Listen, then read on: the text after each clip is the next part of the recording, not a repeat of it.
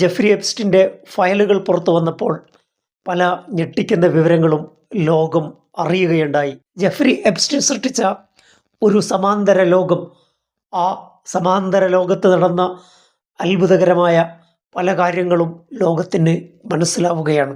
നിഗൂഢമായ പദ്ധതികളും എപ്സ്റ്റിന് ഉണ്ടായിരുന്നു. എപ്സ്റ്റിൻ്റെ രേഖകൾ ഉദ്ധരിച്ചുകൊണ്ട് ന്യൂയോർക്ക് ടൈംസ് പുറത്തുവിട്ട മറ്റൊരു വാർത്ത, എപ്സ്റ്റിൻ ഹിറ്റ്ലറെപ്പോലെ വംശശുദ്ധിയിൽ വിശ്വസിച്ചിരുന്നു. സ്വന്തം DNA ഉപയോഗിച്ച് ഒരു വിശുദ്ധ വംശം സൃഷ്ടിക്കാൻ അദ്ദേഹം ശ്രമിച്ചിരുന്നുവെന്ന് ന്യൂയോർക്ക് ടൈംസ് റിപ്പോർട്ട് ചെയ്യുന്നു. തൻ്റെ ഫാം ഹൗസിൽ സ്ത്രീകളെ ഗർഭം ധരിപ്പിക്കുവാൻ അദ്ദേഹം ആഗ്രഹിച്ചിരുന്നു.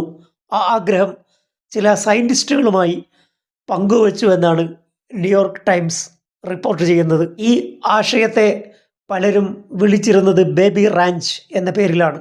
സ്ത്രീകൾ തൻ്റെ ബീജം ഉപയോഗിച്ച് ബീജസങ്കലനം ചെയ്ത് കുട്ടികൾക്ക് ജന്മം നൽകുന്ന ഒരു സ്ഥലമായി ഫാം ഹൗസിനെ മാറ്റാൻ എപ്സ്റ്റിൻ ആഗ്രഹിച്ചിരുന്നു.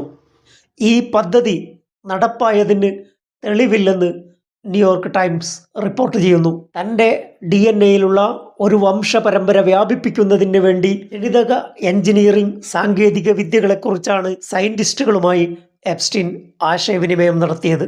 20-ാം നൂറ്റാണ്ടിൻ്റെ തുടക്കത്തിൽ നാസികൾ മുന്നോട്ട് വച്ച സെലക്റ്റീവ് ബ്രീഡിങ്ങിലൂടെ മാനവികതയെ മെച്ചപ്പെടുത്താൻ കഴിയുമെന്ന പ്രത്യയശാസ്ത്രമാണ് എപ്സ്റ്റിനും പിന്തുടർന്നതെന്നാണ് ന്യൂയോർക്ക് ടൈംസ് റിപ്പോർട്ട് ചെയ്യുന്നത്. 4 വയസ്സുള്ള പെൺകുട്ടികളെ തട്ടിക്കൊണ്ടുപോയ കേസിൽ കുറ്റവിമുക്തനാക്കപ്പെട്ടതോടെ ജയിൽ മോചിതനായി പുറത്തിറങ്ങിയ ശേഷമാണ് എപ്സ്റ്റിൻ കൂടുതൽ ലോക നേതാക്കളുമായി ബന്ധപ്പെടുന്നതും ആശയവിനിമയങ്ങൾ നടത്തുന്നതും. എപ്സ്റ്റിൻ്റെ സമാന്തര ലോകത്ത് നടന്ന പല കാര്യങ്ങളും ഇനിയും വെളിപ്പെടുമെന്ന് നമുക്ക് പ്രതീക്ഷിക്കാം.